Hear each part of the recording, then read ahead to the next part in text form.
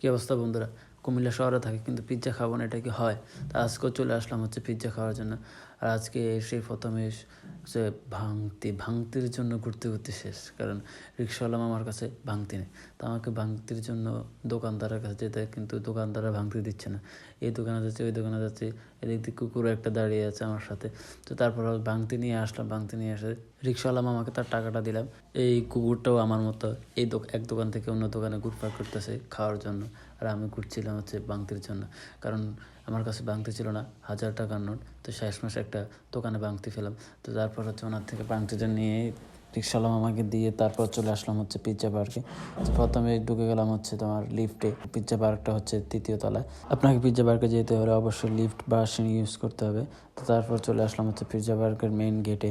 আর এদিকে আমি কুমিল্লা থাকি, কিন্তু পিৎজা পার্কে না গেলে হয় না। কুমিল্লা পিৎজা পার্কের এই রেস্টুরেন্টটা আমার কাছে খুব ভালো লাগে, কারণ তাদের পরিবেশগুলো অনেক সুন্দর এবং খাওয়ার মানটা অনেক ভালো। তো এই দিক দিয়ে চলে আসলো আমার পিৎজা।